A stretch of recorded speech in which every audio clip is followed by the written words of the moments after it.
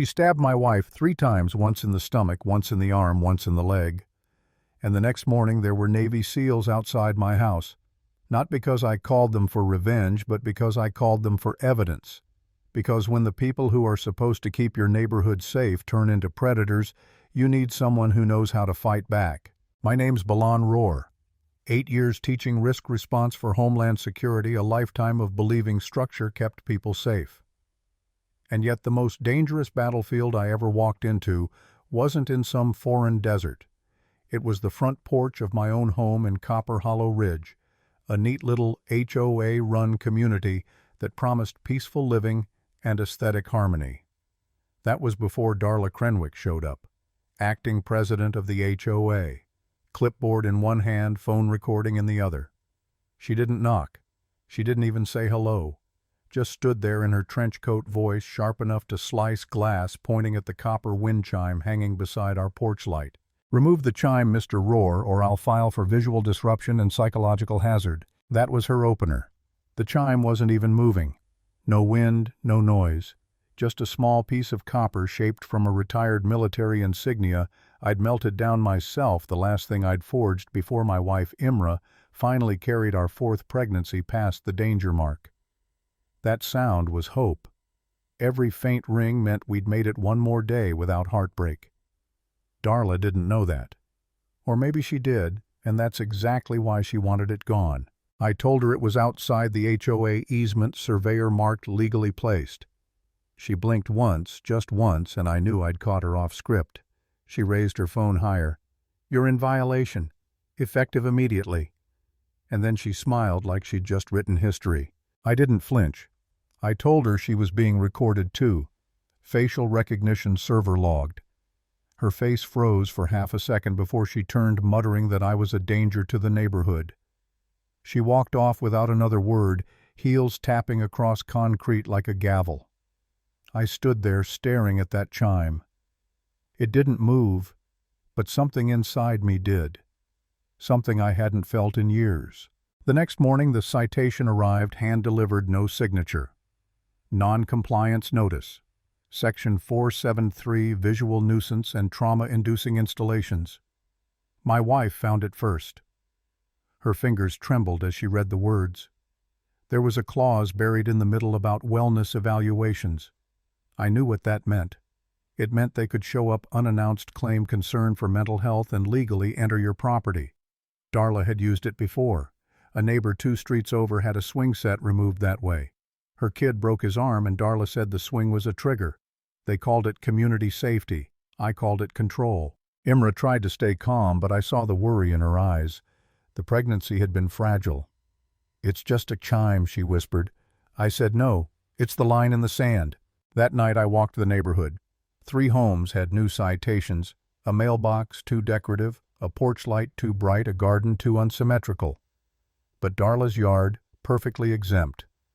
That's when I realized the HOA wasn't protecting the community, it was protecting Darla's ego. 2 nights later I caught her outside again, standing near our yard, just staring at the chime. No clipboard this time, no phone, just her eyes cold and empty. She didn't say a word, just turned and walked away. And the next morning the chime was gone, clean cut. No string left hanging, no trace on the ground, just absence. I checked the camera feed, 2 minutes of static between 2:13 and 2:15 a.m. Whoever took it knew exactly what they were doing. My wife stood barefoot on the porch, one hand on her stomach, whispering, "She came back." I nodded, because I already knew. After that it was like living under siege. Every day a new notice. Porch light exceeds lumen limits. Trash bin obstructing curb uniformity. Truck parked 5 inches over the cement line, each one signed by a different board member, Darla spreading her fingerprints without leaving prints. Then came the night I found a note in the grass behind our fence. Wet. Scribbled in pen. "She's not stable. She's not filing the votes. She's deciding alone." Signed M.T. Merrick Thorne, HOA Treasurer. That was the first crack in her foundation. I told my wife we'd hold our ground, but truth is I was scared. Scared of losing her. Scared of losing our home. Scared that I was wrong, that maybe I was becoming paranoid like Darla said. One night I sat alone in the nursery staring at the empty crib we hadn't finished building, and I asked myself out loud, what if I'm the problem? What if I'm the one turning this into a war? But then the next morning came and the war found me anyway. I came home to the front door wide open. One of my wife's boots was halfway across the porch, the other turned over in dirt. Inside, broken glass. A picture frame cracked. The smell of copper and blood. She was on the floor gasping, hand pressed to her stomach. She said I was a threat to the neighborhood. I called 911 while pressing my hands over her wounds. She'd been stabbed 3 times, each deliberate, not wild. Precise. Surgical. Darla hadn't broken in. She'd used her HOA-issued emergency key, walked right in and called it compliance. The cops arrived fast, but Darla was faster. She'd already filed a counterclaim, said she entered for a welfare check, heard a scream, was attacked, and defended herself. And because she was the HOA president, the report got logged. No arrest. Not that day. Imra survived barely. The baby, too. A girl, Solon. She spent her first week of life surrounded by IVs and machines instead of lullabies. And every beep in that hospital sounded like that missing chime. That night, while my wife slept, I made a call I swore I'd never make again. Kasner, Navy SEAL, now a private security engineer. The man who once said, "If you ever need me, brother, I'll bring the ghosts." He didn't ask questions. Just said, "I'll bring the others." By sundown, 3 trucks parked outside. No uniforms, no badges. Just quiet men who'd seen too much war to be impressed by a clipboard. Kasner reviewed the footage I'd saved, the one Darla didn't know existed. When he saw her walk in with gloves and a knife, he didn't speak for a long time. Then he said, she wasn't afraid. She was in control, and she wanted it on camera.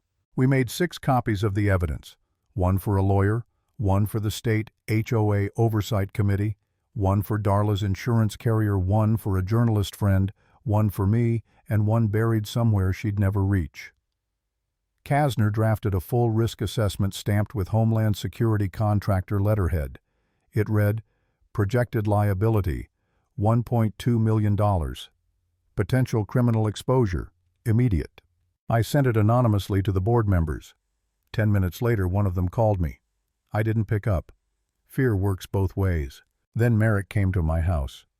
He looked like he hadn't slept in days. He said Darla threatened to ruin him if he didn't back her stories. Then he handed me a USB drive. She doesn't know I recorded the last meeting, he said. Audio only. But it's bad. When I played it, I felt something in me harden. Darla's voice, smug, laughing. I deleted the footage. Once the baby's here, she'll be twice the problem. That was the moment I stopped feeling scared and started feeling certain. 3 days later, Merrick called an emergency HOA meeting open to every resident. Darla showed up in her perfect blazer, smiling like she still ran the place. When I walked in, she didn't even look at me. She didn't have to. The whole room was already watching her. Merrick began, voice shaking. We're here to address potential misconduct by a sitting board member. Darla leaned back, smirking. You mean a smear campaign by a disgruntled homeowner? I walked up and set the flash drive on the table. Actually, I mean your voice. When Merrick hit play, her words filled the room. I deleted it. Not sorry. Once the baby's here. She lunged for the speaker, but it was too late. You could feel the air change. One woman in the crowd stood up. You broke into my yard too, she said. You took my kid's swing. Another shouted. You fined me for planting sunflowers. Someone else yelled. You called my car a color violation. It spread like wildfire, every person she'd ever intimidated, every neighbor she'd ever silenced. Merrick raised his hand. Motion to suspend Darla Crenwick pending investigation.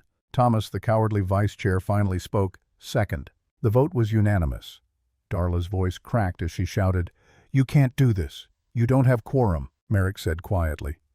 We do. And the state will too. She looked at me then. For the first time there was something in her eyes that looked like fear, but she still tried to fake control. She stood, adjusted her blazer, and walked out. Nobody moved to stop her. Nobody even looked away. That was the moment the power shifted. The next morning she rang my doorbell. No camera this time, no clipboard, just a folded paper and something small in her hand. the copper chime polished spotless. "I came to return this," she said, "and to retract my claim. It's signed." I took it, said nothing. She hesitated, then whispered, "You won." "No," I said. "I just stopped you before someone else bled." Her jaw trembled. "You think I'm a monster?" "No. I think you're dangerous. And I don't negotiate with dangerous people, I contain them." She didn't answer, just turned and walked away slower this time, like gravity finally remembered her. Later, the state committee dissolved the entire Copper Hollow HOA. Every fine she'd issued was voided. Every abuse she'd buried was unearthed. Darla was banned for life from serving on any residential board in Colorado. Her insurance dropped her. Her house went up for sale, then dark. I stood on my porch that evening, baby monitor clipped to my belt, watching the street that had once felt like a prison. Neighbors were talking again. Porch lights glowed without fear. The wind moved through the yard, and the copper chimes sang 3 notes. The same sound my wife used to listen to when she believed we were finally safe. I don't tell this story because I want sympathy. I tell it because silence is how people like Darla win. Power doesn't start with violence. It starts with rules, with compliance, with people too tired to fight. So if someone in your neighborhood thinks their clipboard gives them control over your life, don't wait for the knife. Stand your ground. Speak your truth. Because fear only rules where courage goes quiet.